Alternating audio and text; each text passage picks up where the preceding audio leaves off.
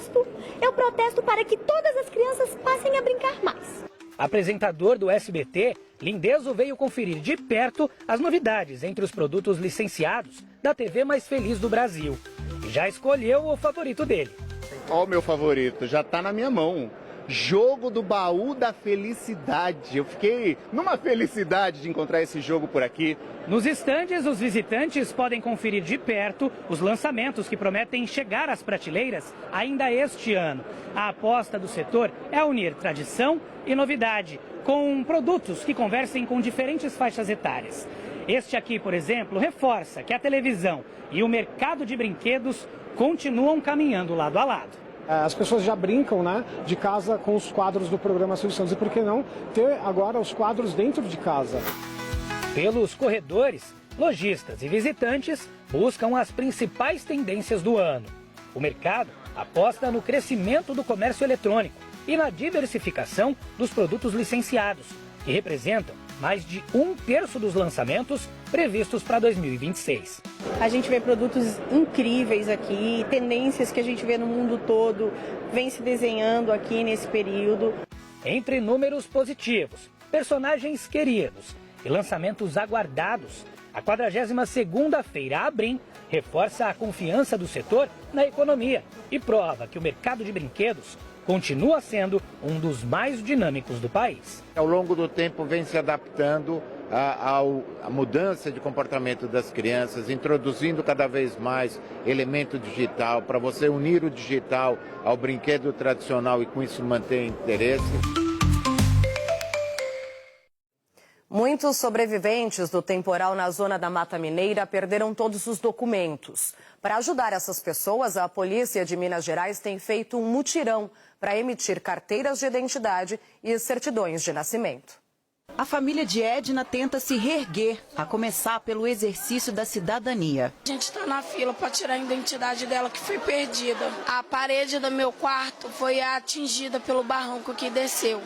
Então entrou muita terra, a casa não caiu tudo, mas a parede do quarto, que é o fundo do barranco, cedeu. Paloma também garantiu novos documentos para as 4 filhas. Ela mora em uma área de risco e precisou abandonar o imóvel. A minha casa, o barranco desceu, atingiu o quarto da minha filha, nós não tá podendo ficar lá, que está em risco.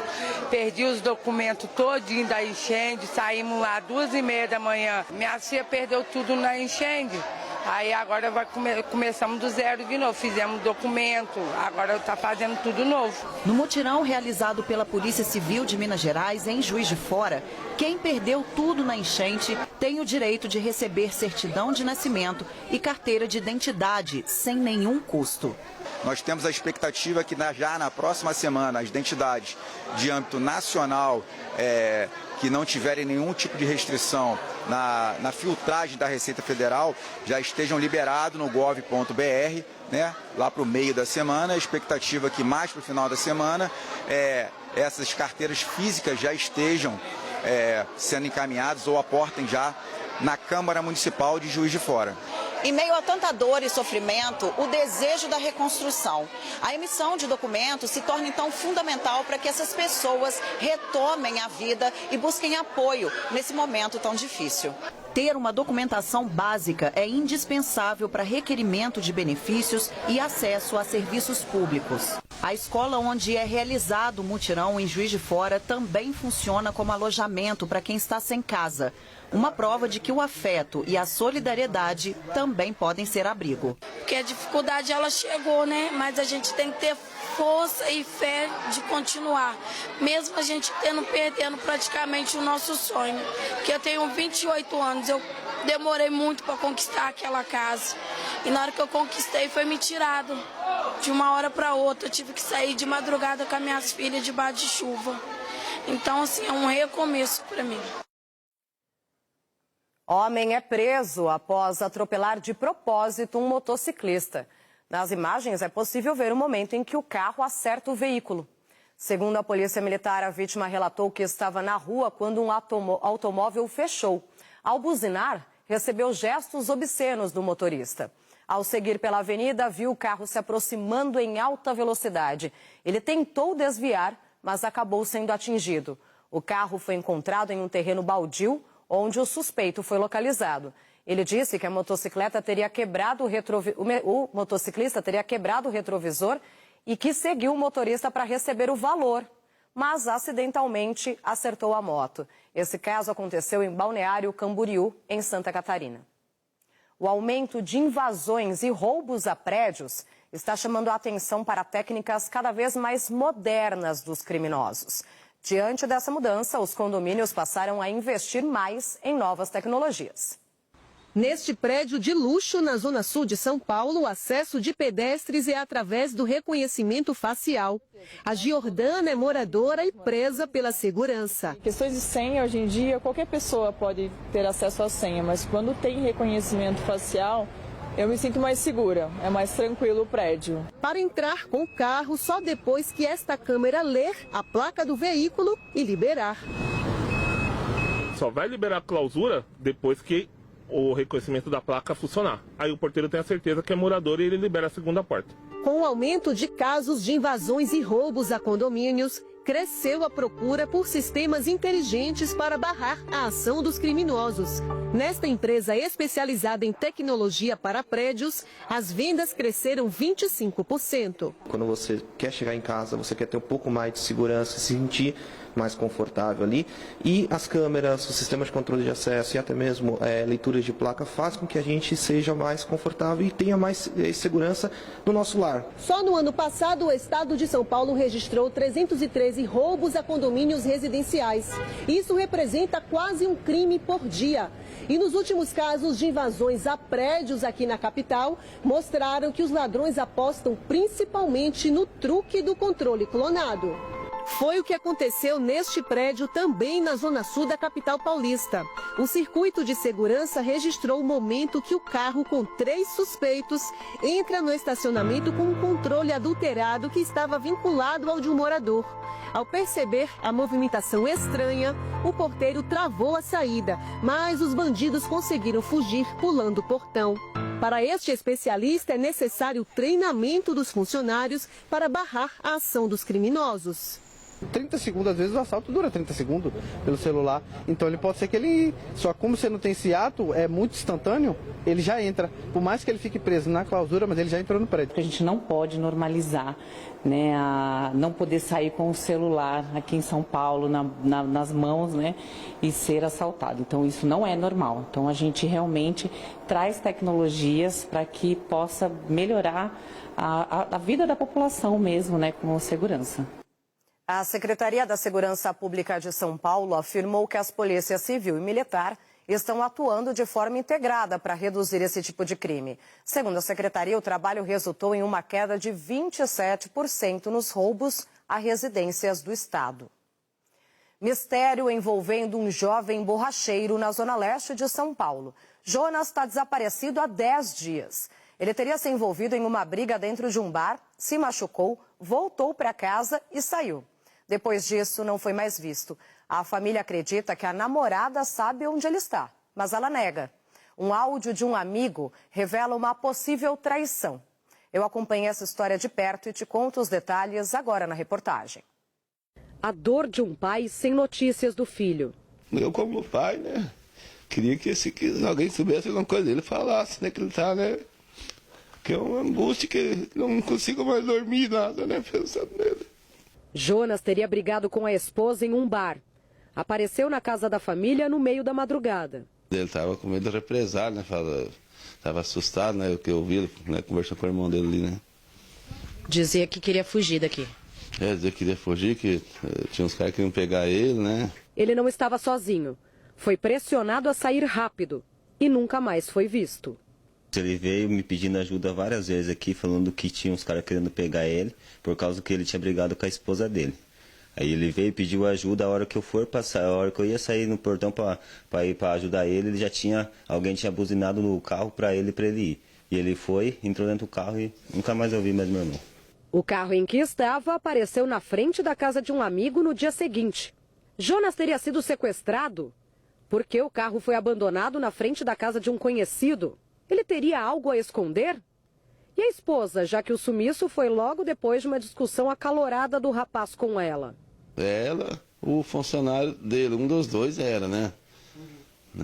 Eu não posso falar quem é, porque eu não, só escutei a buzina daqui de longe, né? Jonas tem 31 anos e 4 filhos pequenos de um relacionamento anterior, que sentem falta do pai. Tem um piá de 10 anos, e as outras 3 meninas, né? Todos, né, 8, 6, 5 anos, né? Todos perguntam ele todo dia dele, né? Onde é que tá o pai? Cadê o pai, né? E a gente fala, foi viajar, né? Que não pode falar a verdade das crianças, né? Estava feliz, mas vivia há um ano um relacionamento conturbado, de idas e vindas.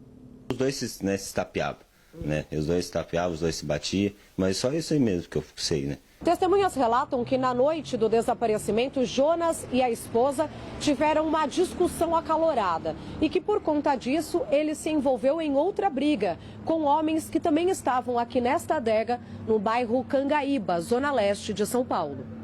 Porém, o dono do estabelecimento alega não ter presenciado nada além de uma pequena desavença.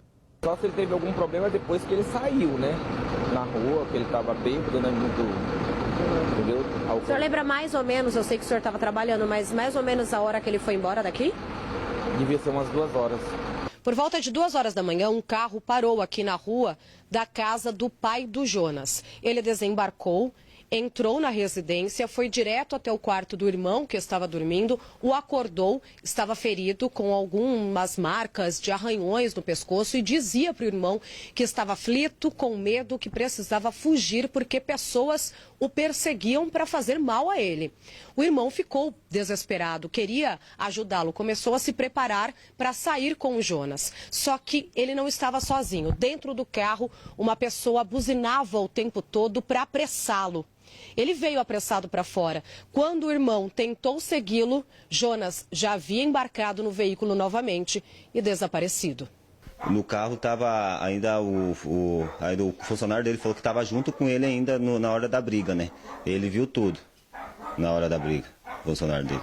Você acha que esse funcionário está escondendo alguma coisa? Olha, igual eu falo, eu não posso afirmar, né? Mas alguma coisa tem sim. Alguma coisa, mas a gente não pode ter prova sem a gente ter, né, a confirmação. Mais tarde, Jonas veio ainda até este posto de combustíveis, que fica na mesma avenida da adega. Sem bateria no celular para pagar via Pix, deixou o aparelho como garantia de que voltaria para acertar a conta. Não voltou. Para o irmão, ali ele já era feito refém. Alguém sequestrou ele, está fazendo ou ele de cárcere privado, ou fizeram alguma coisa a mais sem o moleque merecer. Ele não merecia isso.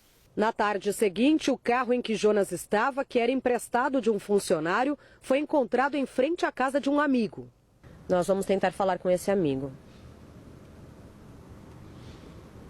Não foi possível completar a sua ligação. Por favor, verifique o número e ligue novamente. A família suspeita também da esposa de Jonas como pivô ou até mandante de um suposto arrebatamento. Brigavam os dois, um batia no outro sempre, né? Às vezes, né, no final de semana, ele falava pra mim, né, que brigavam. E ele sempre reclamava dela, que disse que ela traía ele, entendeu? O jovem borracheiro teria descoberto uma traição dias antes de sumir. O dia que ele me ligou, ele falou que tinha pegado ela com outro cara. Aí depois disso ele não me mandou mais mensagem, eu mandei mensagem para ele, o celular dele não entregou mais. No boletim de ocorrência é ventilada ainda a possibilidade de envolvimento do crime organizado. O caso segue em investigação. Eu tenho esperança de encontrar ele, não é bem, né? Que alguém ligue, para ir, só fala o local e segura ele lá, que a gente vai encontrar ele de qualquer jeito. A gente vai atrás dele. Contratos de pactos pré-nupciais, aqueles firmados antes do casamento para definir o regime de bens, cresceram 13% em 2025. Essa é uma forma de proteção patrimonial para evitar problemas e brigas no futuro. Quem acha que hoje em dia ninguém se casa está enganado. Foram quase 5 milhões de casamentos no ano passado no Brasil. E com uma novidade, os cartórios registram cada vez mais os contratos pré-nupciais.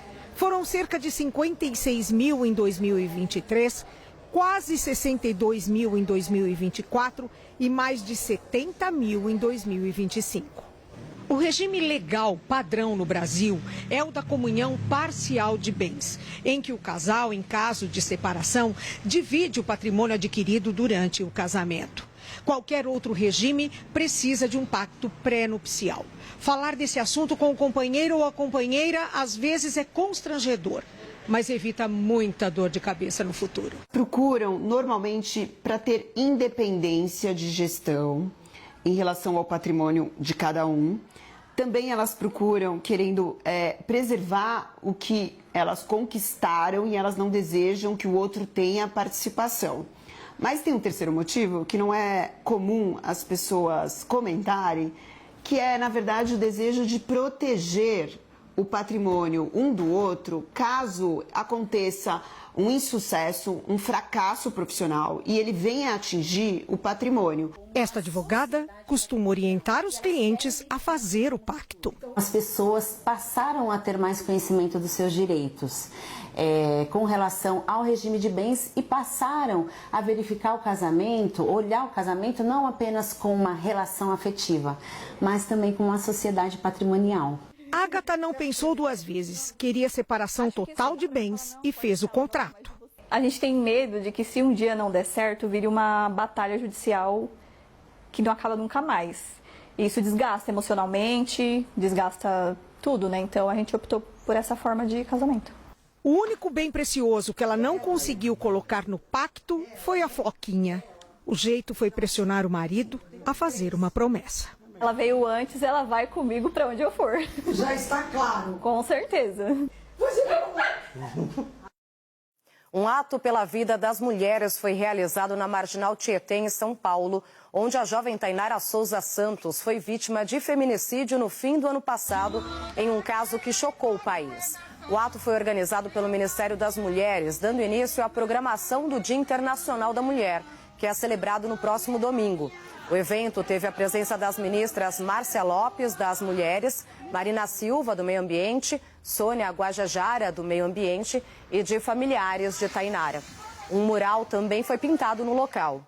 Tainara Souza Santos, de 31 anos, foi atropelada e arrastada por quase 1 quilômetro na Marginal Tietê pelo ex-namorado Douglas Alves da Silva, de 26 anos, que está preso. Agora os termômetros marcam 17 graus em São Paulo. Tá friozinho, a previsão é de sol com muitas nuvens durante o dia e períodos de céu nublado na capital paulista. Tamo junto, Brasil!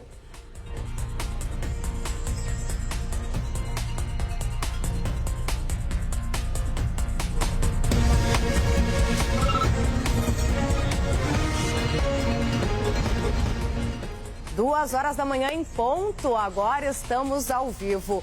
Tanto no SBT, TV aberta, quanto no SBT News, o nosso canal de notícias. Seja muito bem-vindo, você que está chegando agora ao nosso SBT Notícias da Madrugada. Te faço companhia até às 6 horas da manhã, te mantendo bem informado, tá? E começo com a notícia de que familiares da policial militar Gisele Alves fizeram um protesto pedindo justiça. Gisele foi encontrada morta dentro de casa no centro de São Paulo. O marido, um tenente-coronel, é investigado.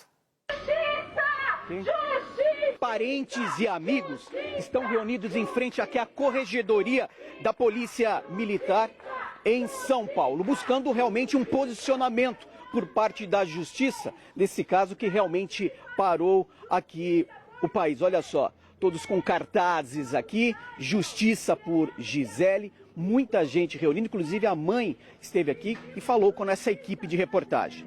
Como a senhora entendeu essa informação que ele alegou ter se tratado de um suicídio? Bom, suicídio, isso jamais a minha filha ia fazer isso, jamais. Não foi suicídio. Minha filha tinha amor pela vida, viu? Pela vida, pela filha dela, a vida dela, era essa menina, a filha dela. Só tinha amor, viu? Ela, feliz da vida, viu? Ela vivia a vida, gostava de viver, viu? Jamais a minha filha ia se matar, nunca, nunca. Isso aí eu tenho certeza aqui no meu coração. Pode ir, seja o que acontecer, né, o resultado, dependente de tudo, mas a minha filha nunca se mataria, nunca. E tá aí, ó, nas camisas aqui, a despedida. Essa moça, essa mãe, essa policial militar que foi encontrada, né, já baleada dentro do apartamento e os parentes aqui pedem realmente um posicionamento, porque até agora todos estão sem um parecer do que vai acontecer por um tenente-coronel que alegou no primeiro momento se tratar de um suicídio. Tiveram uma discussão, ele foi ao banheiro e quando voltou a encontrou baleada, mas as características não dizem isso. A investigação exatamente apura para saber se realmente se trata de um suicídio ou se ela foi executada. E é por conta disso que a família está reunida aqui em frente à Corregedoria da Polícia Militar em São Paulo. A polícia procura o idoso acusado de matar um adolescente de 15 anos na porta de uma escola na zona leste de São Paulo. O homem, que é avô de um dos estudantes envolvidos numa briga, foi flagrado por câmeras de segurança com uma faca. Ele fugiu logo após o crime e já é considerado foragido pela justiça. Murilo Rincon. A despedida de Davi da Silva Roberto, de apenas 15 anos, foi marcada por muita dor e revolta. Amigos, familiares e colegas de escola se reuniram neste domingo para o velório do adolescente, que morreu no hospital após ser esfaqueado no abdômen. Era filho único da mãe dele. A mãe dele saiu do serviço, fez curso de confeiteira para ficar do lado do filho. Aí quando ela vai buscar o filho dela está no chão morrendo. O crime aconteceu no Itaim Paulista, na zona leste de São Paulo. Segundo familiares, a confusão começou depois de uma partida de futebol em uma escola, no Jardim Miragaia. Do lado de fora da unidade, os jovens passaram a discutir por causa do resultado do jogo. Câmeras flagraram parte da confusão. Em um dos vídeos, um homem se aproxima do grupo de jovens. Em outro momento, ele aparece colocando um objeto embaixo de uma sacola de lixo na calçada. Logo depois, é cercado por jovens que tentam agredir ele com chutes.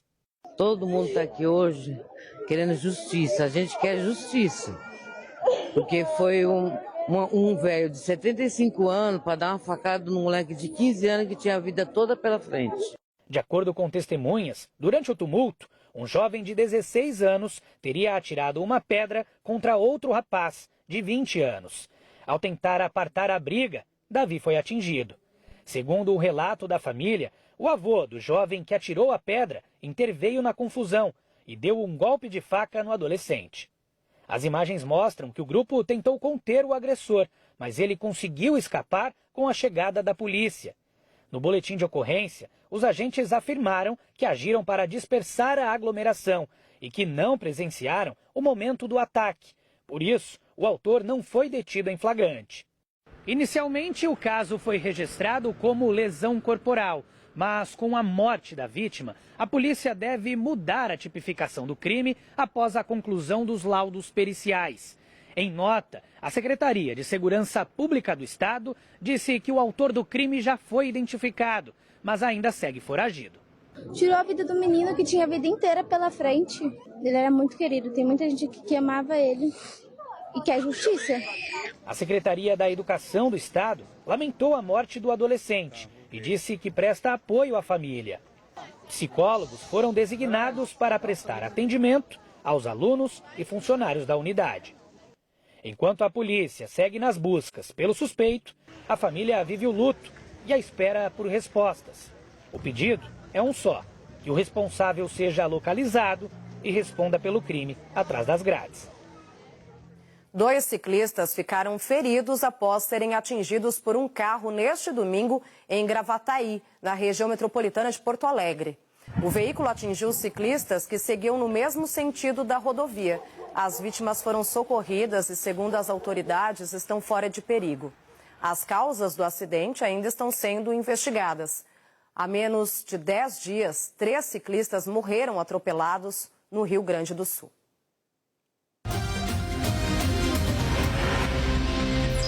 Após os ataques no Irã que mataram o líder supremo Ayatollah Ali Khamenei, as reações se espalharam pelo mundo e mostram um cenário dividido. Em algumas cidades, iranianos no exterior comemoraram os ataques como um possível caminho para uma mudança política.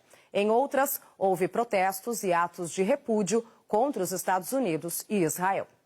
Em Los Angeles, nos Estados Unidos, iranianos americanos fizeram um ato com clima de festa, com dança e bandeiras dos Estados Unidos e do Irã, dizendo que os ataques podem abrir caminho para a mudança política e que a diáspora quer ser voz para quem está dentro do país. Em Londres, no Reino Unido, centenas de iranianos protestaram diante da embaixada do Irã com bandeiras, imagens do príncipe herdeiro do Irã, Reza Pahlavi, e slogans contra o regime. Em Paris, na França, milhares foram às ruas para apoiar os ataques com bandeiras e cartazes, pedindo ajuda para a transição e reforçando o discurso de que este seria um ponto de virada para o Irã. Em Lisboa, na capital portuguesa, o grupo se reuniu diante da embaixada iraniana para celebrar a queda de Khamenei e pedir mudança de regime, com bandeiras do Irã pré-revolução e também bandeiras de Israel. Em Seul, na Coreia do Sul, o tom foi de protesto contra Washington. Manifestantes se reuniram perto da embaixada dos Estados Unidos, condenando os ataques e acusando os Estados Unidos e Israel de uma escalada ilegal. Em Atenas, na Grécia, mais de 1.000 pessoas marcharam até as embaixadas dos Estados Unidos e de Israel com bandeiras e faixas contra a guerra, alertando que a Grécia pode virar alvo por abrigar bases militares ligadas ao Ocidente. Na Índia, protestos e orações reuniram multidões, com mulheres em luto e retratos de Khamenei em atos organizados por grupos locais em solidariedade ao Irã. Em Bagdá, no Iraque, protestos pró-Irã reuniram manifestantes na Zona Verde, onde fica a embaixada dos Estados Unidos. Eles marcharam com bandeiras e cartazes contra os ataques dos Estados Unidos e Israel e tentaram avançar em direção ao complexo diplomático. As forças de segurança bloquearam o acesso e usaram gás lacrimogênio para dispersar a multidão. E a gente continua falando para entender melhor o impacto do conflito no Oriente Médio no mercado de petróleo e gás. Então, conversamos com o especialista em Direito Internacional e Macroeconomia, Daniel Toledo. Vamos ver? A intenção real é a mudança de regime. Quanto tempo isso vai demorar, quanto isso vai custar, não se sabe. Informações extraoficiais, algumas que eu até acompanhei para ver se elas realmente eram válidas, eu não tive nenhuma informação oficial até agora do fechamento completo do Estreito de Hormuz. Houve aí, inclusive, uma notícia de que houve um bombardeio, né, um drone teria atingido um petroleiro que estava cruzando ali, mas só essas informações, ainda que especulatórias, elas já têm a capacidade de gerar um pânico. Algumas seguradoras acabam dizendo, olha, não vou cobrir caso você insista em atravessar o Estreito de Hormuz, e a partir daí a gente tem aí um impacto direto no petróleo. E todos nós sabemos que impactar o petróleo impacta diretamente no custo de vida das pessoas comuns, que não fazem parte nem do conflito, que não fazem parte não sabem nem onde fica o Irã, mas essas pessoas comem arroz e feijão todos os dias, e esse arroz e feijão acaba sentindo o preço, sim, dos combustíveis. Então, respondendo a sua pergunta, em razão disso, possivelmente amanhã a gente já deve sentir alguma flutuação na questão do petróleo. Eu estou aqui em Houston, Texas, eu já senti de ontem para hoje um aumento de 10 centavos no galão da gasolina. Eu imagino que a partir de segunda-feira a gente deve ter algum ou outro movimento, e dependendo do tempo que esse conflito demorar, com certeza absoluta nós vamos ter um impacto direto no valor do petróleo, mesmo com a OPEP dizendo que eles vão aumentar as produções e vendas para tentar estabilizar isso. Nós estamos falando em pelo menos 20% a 30% de aumento em produção e venda, o que eu acho muito difícil. Daniel, nossa analista Natália Freire quer conversar com você também. Daniel, a gente durante o dia ouviu vários especialistas no assunto sobre essa questão do petróleo, mas não há um consenso ainda, por exemplo, aqui no Brasil, do impacto disso. A gente vai depender desse tempo que vai levar ou não o conflito para falar de impacto no mercado interno aqui, ou isso pode ser rápido diante desse cenário que o senhor descreveu, de que vai ter sim, a gente está vendo que é um conflito que deve se estender por pelo menos alguns dias e pode ter um impacto no mercado interno aqui do Brasil. Qual é a sua avaliação? Natália, eu estou fora do Brasil há muitos anos, mas eu aprendi uma coisa fazendo muitas análises para o mercado brasileiro, porque eu trabalho para uma Gás e Petróleo que trabalha diretamente com a Petrobras. No Brasil, eu costumo dizer que os impactos costumam ser em médio tempo, mas muito dolorosos. Por quê? Vou te explicar. Nós não devemos sentir o aumento da gasolina nessa semana, mas nós